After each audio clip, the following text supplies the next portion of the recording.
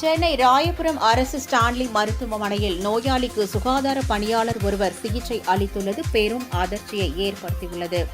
திருவொற்றியூர் காலடிப்பேட்டை பகுதியைச் சேர்ந்த அப்துல் காதர் என்பவர் காய்ச்சல் காரணமாக சிகிச்சைக்காக சேர்க்கப்பட்ட நிலையில் அவருக்கு மூச்சு திணறல் ஏற்பட்டதால் மருத்துவரிடம் உறவினர்கள் தெரிவித்துள்ளனர். இருப்பினும் அவருக்கு எவ்வித அவசர சிகிச்சையும் அளிக்கவில்லை என கூறப்படுகிறது. மேலும் இரவு 9:30 மணி அளவில் தூய்மை பணியாளர் வந்து அப்துல் காதர் கையில் போடப்பட்டுள்ள குளுக்கோஸை அகற்றியுள்ளார்.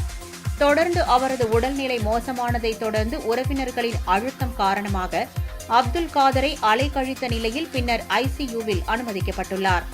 உயிர் காக்கக்கூடிய மருத்துவர்கள் செவிலியர்கள் செய்ய வேண்டிய வேலையை சுகாதார பணியாளர் செய்ததாகவும் உடனடியாக சிகிச்சை அளிக்கவில்லை என்றும் உறவினர்கள் குற்றம் சாட்டியுள்ளனர்.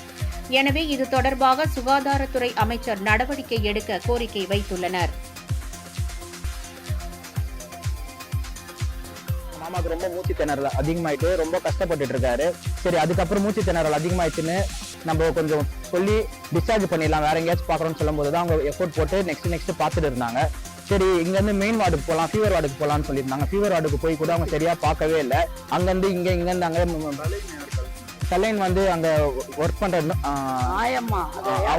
தூய்மை பணியாளர் அவங்க தான் கழிச்சினாங்க. அதை பாக்குறது கூட நர்சஸ் யாருமே இல்ல. கேட்ட ஆள் பற்றாக்குறை சொல்றாங்க. அவங்கள நம்ம எதுவும் குறை சொல்ல முடியாது. நர்சஸ் இருந்தா கழட்டி இருக்க போறாங்க இருந்தாங்க. ஆனா வந்து ஆள் பற்றாக்குறை எங்களால வர முடியாதுன்னு அவங்களதான் கழட்ட சொல்றாங்க. இங்க ஐசில இட்டுன்னு போனா அங்க இட்டுன்னு போனா இங்க இட்டுன்னு போனான்னு சொல்லினுங்கிறாங்க. ஆனா எதுவுமே வந்து தீவிர சிகிச்சை எடுக்க முடியாம வந்து அவங்கள வந்து ஒரு தூய்மை பையன் வந்து அவங்க வந்து இந்த இதை கட்டுறாங்க. அவங்க என்ன சார் தெரியும், பெருக்குறவங்க வந்து கட்டுறாங்க சார். அந்த பெருக்குறவங்க வந்து கட்டும் போது வந்து என்ன ஆகும், அவருக்கு ஏதோ இன்ஃபெக்ஷன் ஆச்சுன்னா என்ன ஆகும்?